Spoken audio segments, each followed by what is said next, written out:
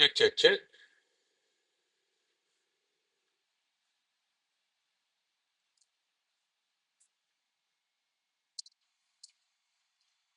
Okay, so we have some files in Photoshop, and we are ready to do some stuff to them. So remember, this is an abstract. This particular assignment is an abstract in black and white. So I have a couple of options from my shooting this morning. I think I am going to work from uh, this one, but let's take a look at this one first. This is a little bit of a range of colors. So I'm going to go over three things here. Number one is a histogram. Number two is how to straighten and crop. And number three is actually applying black and white filter to the image. Okay, so I talked about what panels should be open over here. Well, we want to get one more open. I'm going to go up to my window menu and click on histogram. You might see it pops up here or over here. And it's got this sort of little, looks like a little landscape out there. I'm going to drag this out and click on this little menu so we can look at it in a little more detail. We're going to go to expanded view and all channels view and show channels in color. Let me get rid of those so we can see this.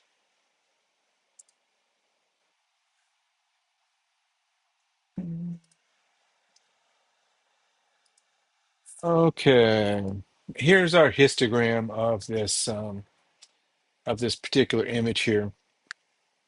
So what this histogram is a graph of all the colors in the image, and their values. Okay, we talked about value in the main lecture, but this gives us a way to kind of look at those values in a graphical way. So imagine this histogram as a graph. It doesn't look like a graph right now, but um, what it's showing is along the x-axis this way is the range from light to dark, or rather, I should say dark at the left to light at the right. So for this particular histogram is just the lights and darks of the image. Let's actually hide the all channels. Let's go back to this one. So dark on the left, light on the right. Okay, so these are the values that are in here. The y-axis, the one that goes up and down, is how much at a particular brightness there are in pixels of that brightness. So all the way down here at black, so this is pure black all the way at the left. There are actually hardly any pixels at pure black, and there's no pixels at pure white either. So all our tones are in here in sort of the shadow area. You can see there's the shadows down there. That's sort of the mid-tones, the grays, all through this section. Okay, so these are the most predominant values in this thing. If we expand this out and look at the all channels, we can actually look at the breakout of the red, green, and blue. So remember earlier we talked about we are in RGB color space. So everything is broken out into red, green, and blue. That's the color system that monitor uses. Mixes red, green, and blue to create white light. Um, so we can see that. So these are fairly evenly distributed. You can see there's a little bit of a hump here. So this image is fairly evenly distributed. If we go to this one, you can see as well, fairly evenly distributed here too. So we take a look at this one. You can see all the way on the right side of the histogram, there, you can see where that spikes up really high. That means there's a lot of white, pure white in this image. And that is this in here. Okay, all this pure white. There's not really any pure black in here. You might see just maybe a little bit, but you can see that the histogram really doesn't go all the way to the black. So this tells me that this image is clipped a little bit. Okay, it's a little overexposed in that area. But when I was shooting, that was pretty white out there. So it's an overcast day, so it's very light. But it's still a little overexposed. That should be more on the gray side. We go back to this one. This one has got some clipping as well. That's what this little warning sign means, but it's less. And that is right in these kind of little highlights. And this is almost black here. You can see that this really comes down pretty close to that edge, but we still have a little bit of detail now. So we'll use this and sort of change this to, we'll use this histogram to adjust our range of tones in these images.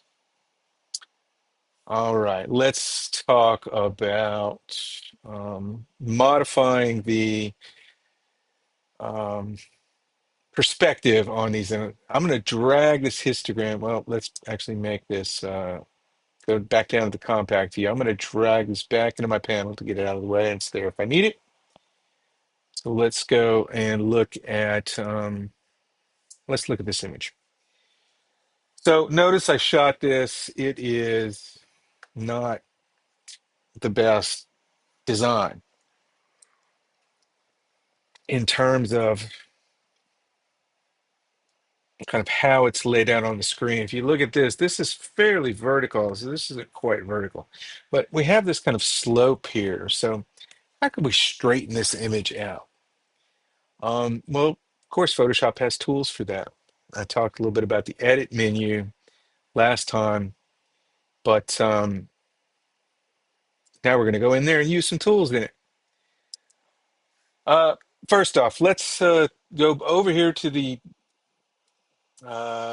layers panel. And you notice when we open this image, we have a background layer. That's your actual image that you imported in. It's got a little lock on it. So let's unlock that. All right, now it says layer 0. So now we can edit this image. If we go to the edit menu, in this kind of 1, 2, 3, 4, kind of in the middle section, you're going to see all these transform tools. Okay, and that's what we want to do. In this case, we can probably do perspective warp, but we could also do skew and distort as well. So I'm going to go through two of these and then kind of show you how they work. And we will look at some other ones as we go on. So let's say I wanted to take this image and keep everything that's in it, but can change how it fits on the screen. So let's go to, let's hit Command A and select all. I always like to do that. And go to Edit, Transform. Let's start with Distort. You're going to see these little handles appear around what I selected. I selected everything. Now, if I hover over these handles, you're going to see my pointer changes from a normal pointer to a little white arrow. And if I grab, if I click and drag one of these, you're going to see I'm able to distort that image very drastically if I wanted to. All right. Now I can let go, move that, change it kind of however I want it to. So if you wanted to make something look like if you wanted to make an image look like it's receding into the distance for a flyer, there you go. But let's go back, escape out of that. Let's go back again. We did that a little bit too drastically. So we're going to go back and transform and distort. Now, what I really want to do is make this line square and these two lines square with the edges of the picture plane. So in order to do that, a grid would help. I go to View, Show, and Grid. You're going to see next to that is a little shortcut key. Okay, I can either click on that or I can hit Command and apostrophe. All right, so at any time I want, I can hit Command apostrophe, and that's going to show that grid. All right, so now I can look. I can see that this is leaned over to the right a little bit. So I might take that and pull that left a little bit, and this goes up. So let's pull this one down. Now remember, these are relative, so it might change that one as I move that one and pull that down. Okay. Now this is going to distort the image. If you had a person's face in here and did this, it would change that face. But we're dealing with sort of abstract stuff. It's not going to do that. In this case, it shouldn't make a difference if you do it to just a little bit. All right, in order to set that transformation, I have to click the return or enter key. Now we can turn off our grid and then, oops, and then take a look at our image. It's been transformed. All right, I'm going to step back and show you another way to do that because both of these are good for different things. Let's do the perspective warp. Okay, perspective warp I don't have to select anything. Allows me to draw a box, change the box, and kind of move things around, but it keeps them in a relative shape. So if I know that I want this to be square, what I can do is come in here to the top corner, click, and that's going to make a box there. All right, so you're going to see these four handles. And this turns into a black pointer with a pin on it. So what I can do is then drag these over this way, drag that down to that corner. So this is the box. I want to be square, so I'm going to draw this. I'm going to set this in there. And once again, I don't have my grid up, so let's put our grid up together. All right, so we can see that this slopes up. Okay. Once I have those kind of pinned to that rectangle, I can hit the return key. And now it's going to say step 2 of 2, move warp pins to manipulate the perspective. So now I can grab that pin and drag it down. Okay, so that's going to change the perspective on this. Now, notice what it did there. It didn't distort this over here. It revealed the canvas behind it, but we can deal with that later. So once I have that perspective fixed, I can hit return again. It's going to set that. Let's take our grid off so we can see it. Now we're um, at that. Now we're square, but we have these kind of empty space over here. There are several ways we can deal with that. Let's just crop it off right now. If I go select the crop tool over here on the toolbar, you're going to see these handles pop up. I've got it set to original ratio in our control settings bar up here. I usually keep it at that because I like these things to kind of feel like they're the original ones. Now, I can pull it up, then I'm going to leave just this sliver. I don't really like that. I want to come up a little bit more and just kind of let that come off the page there. Hit return, and I've got my cropped image, just like that. So there are all kinds of transformations you can make in here. You can do all sorts of stuff. If you go look in there, we have free transform, which allows you to rotate and scale. Now remember, this changes the pixels in the image. Um, there is skew, which allows you to then kind of store image that. These are, once again, destructive changes. Okay, I'll explain what that means in a minute. But you can't go back from these once you've kind of saved these um, transformations. But explore that section. Okay, so I've got my image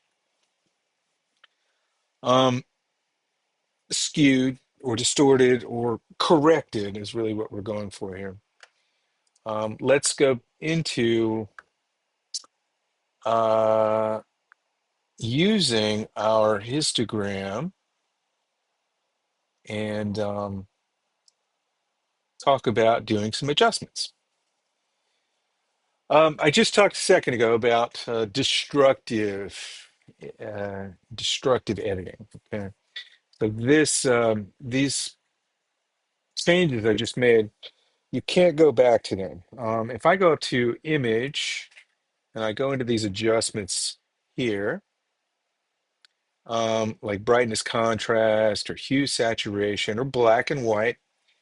These are what's called destructive things. These are really going to change the image. So I can come in here. We're going to do black and white in a minute, but I can, let's see, let's click on that. So that is going to make a black and white image. Now, once I save my Photoshop file, I can't undo this. Okay. This changes the actual original image. You can see what it's going to do is it applies a black and white adjustment down in here.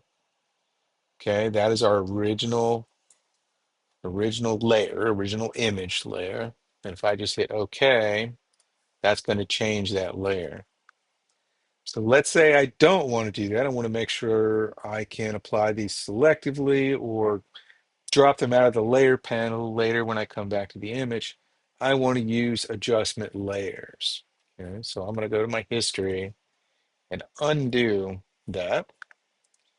And instead of using the adjustments in the image layer, I'm going to come over here to my adjustments panel. Remember, if you can't find that, go to Window, select Adjustments. Okay, oops, turned it off. Let's turn it back on. There we go. So we have all these kind of adjustment, and these are adjustment layers. So the first one we're going to look at is a levels layer. So I'm going to click on that, and you're going to see what happens is it makes a new layer. It says levels right there. And when I click on that in the properties panel, a an actual histogram pops up, just like we were looking at. So this is now we can kind of play with these levels. So if I'm looking at this adjustment, I can use these sliders to change how that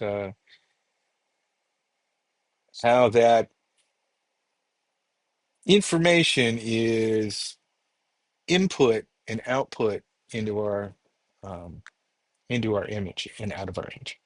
All right, so this is our input. So we have, this is our original histogram for the values. You notice it doesn't really go down to black, but if I grab this left-hand slider and slide it up, you're going to see that the image gets a little bit darker. If I go very far, you're going to see a lot of it turns black. So now our bottom point of the bottom point of the histogram is kind of slid over. So all this information that is now to the left of that point is black, it's pure black. Okay. So I can kind of raise the black levels kind of almost all the way. All right. I can do the same with the white levels and slide that over. Now all the information that is to the right of that slider point is white. Okay. And I can also adjust the midpoint. So this is the midpoint. Um, If I slide this to the left, then all that information to the right of that is above that midpoint, and all this is below them. It's not much below the midpoint, all right, and vice versa. All right, so you can kind of play with this. So what you can do, and you can also just input the numbers in there. Um, so 1 would be the center there, 0 would be there. So let's take a look at what the computer thinks when I change this. I can hit Auto. And it is actually going to move that black point up because once again, there's no information there. So it says, okay, let's expand the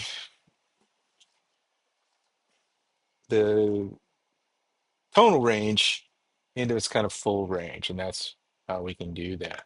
Notice it didn't really move that because the white is white in this image. I wanted to make a little more punchy white, I could do that, but I want this little bit of detail. So on this particular image, I just want to slide that up. Let's take a look at how that affects a more balanced image like this one.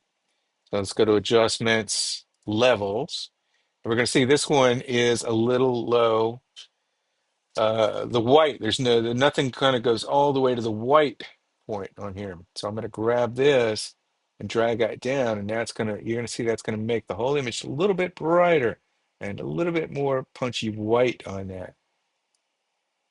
This shadow has a lot of detail in it, but I might come in and adjust that by kind of punching that black. But what's that going to do? Even if I just go up just a little bit, it's going to make this area black here, that and that. So I need to be careful about doing too much. You don't want to make it look like it was overly done. So a good thing to start with is kind of look at your levels. Now you're going to do the same thing when you're printing. This is why we wanted to talk about this. You're going to be looking at that histogram. And you can also look at that histogram on your camera. We'll do that in our next shooting assignment. All right. So let's talk about a black and white adjustment. All right, let's go back to this one. We've got our levels. We've raised gotten a little bit darker. Come up. I think I actually like this one better. So let's work on this one real quick. I'm gonna go in here and adjust let's do a distort. I like the distort. When I'm not doing too much, I'm gonna go to edit, transform, and distort. So I'm gonna show my grid. I wanna make this square and this square. So I'm gonna grab this one and kind of pull that down. I'm looking at this kind of fuzzy line right here. Then maybe pull this one over just a little bit, up. All right, remember, whatever goes outside that frame is going to disappear. And then go return. So the reason I like this one better is because of the slope of this line. This is actually the same thing that I was shooting. I shot it from different angles. So this is one side of a window. This is the other side of a window. So you can see there, this slope is much more interesting. It makes a much nicer shape. I've got a little more detail in the background. Shallower depth of field too. So, oops. All right, so I like this one a little bit more. All right, so let's add a levels adjustment just to kind of get a good start on that. It's a pretty good range. I can bring this up a little bit. Now, I'm gonna start making some artistic adjustments here. In this area here, there's some texture. If I hold the Z key, we can kind of zoom in. Now, this was shot in a dark, very dark basement looking out. So all this here is noise from the sensor. We talked about ISO in class. You're going to see noise when you crank that ISO up. And what the camera was kind of trying to do is capture as much information there as it can, but there's really not any information to capture. So I really want to drop this down to almost black, I think is an artistic choice. So I'm going to take this and bump that up a little bit, all right?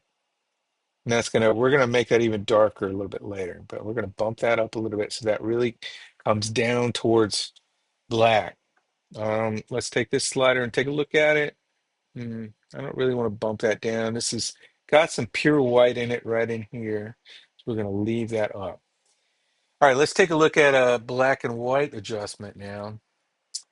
Let's go into here. There is a black and white panel there. All right, and you're going to see now we have another adjustment layer, and we can look at this as a black and white image, and it's really easy to start to see what is the contrast range in your image. I talked in class about kind of seeing value. Now we can really see the range of values. We have some highlights, we have a lot of midtone, and we have a very bold sort of dark area in this photo. So it's good kind of range of contrast. We can go back to our histogram. It's a little low on the light side, but with some nice midtones in there. So let's go back to our black and white.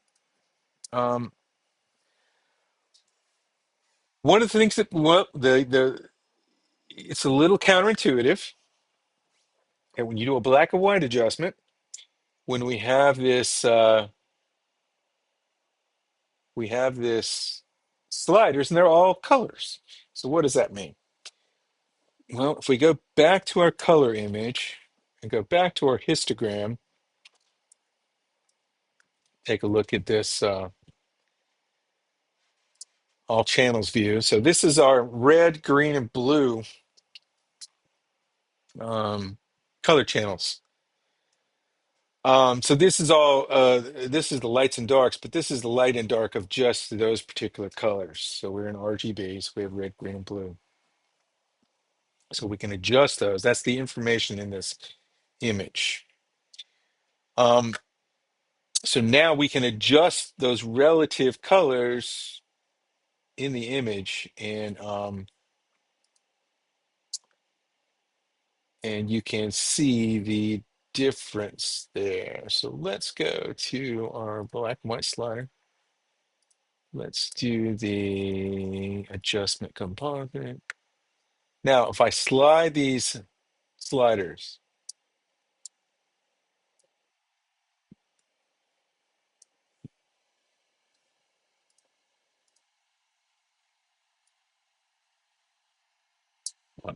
sorry, I turned that off.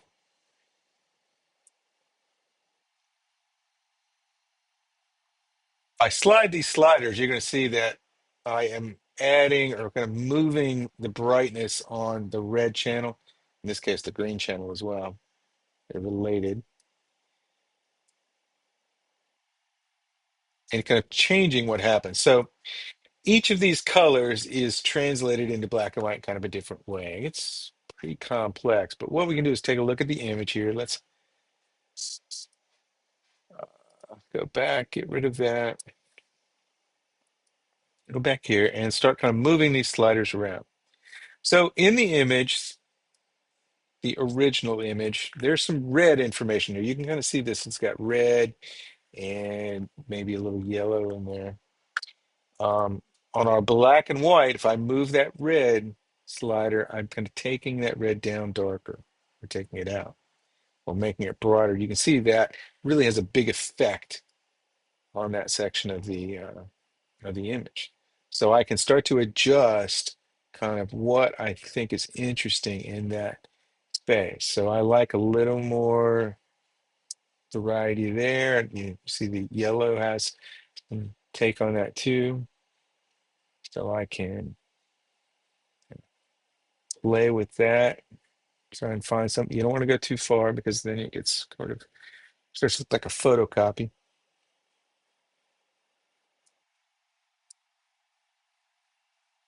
There's not a lot of green in this image. You can see it change up there.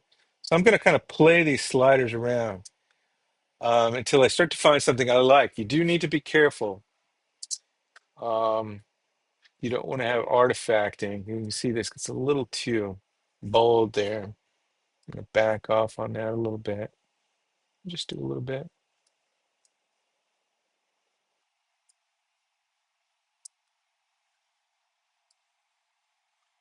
The blues tend to be in this kind of frame of the window. Is that some blue light, maybe?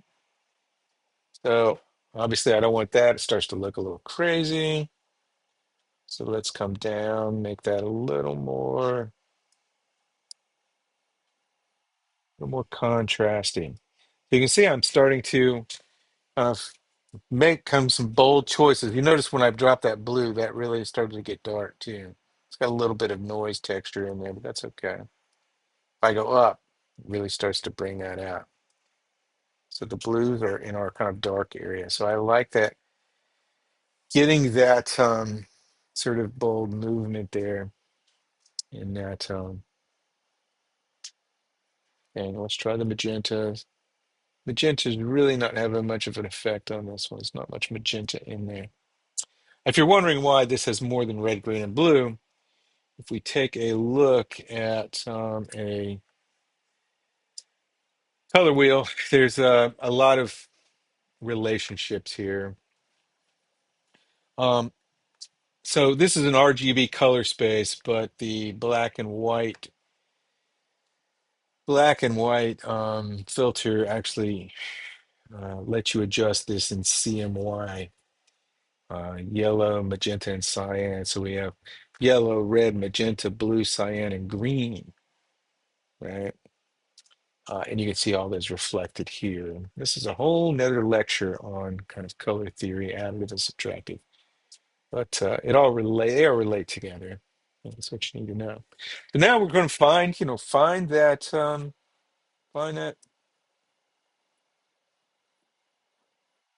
composition, contrast statement. Remember, these are abstracted pieces of art. So you're going to make a lot of choices here to figure out how you want this image to look. Okay, you're not necessarily trying to recreate um, real life in this case. We'll look at representational stuff later. Just kind of give you another kind of view on this. Let's take a look at adjustment, black and white adjustment on this one. So, white. You can see it's kind of a much more flat image. You know, it is, you really want to be selective with it. You really want to play. You really want to look at the image, think about the nuance, think about the relationship of all the parts of the image. This down here is really interesting with these kind of angled shadows and this kind of rectangular overlap. But this gets a little flat up here. Let's see if our tools will take care of that a little bit. That's already starting to look kind of interesting. So if I drop the red, notice there's some red in these boards. I drop the red down a little bit, gets a little bit darker.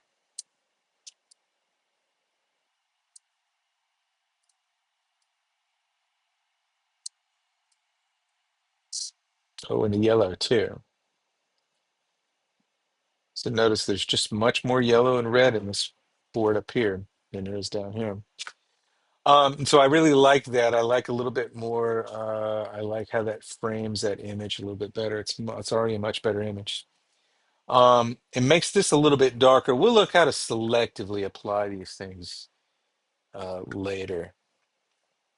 But let's go through and check our other kind of sliders. The blue has an effect kind of in the smaller sections of that board. So you want to be careful. You don't want to make this thing too much kind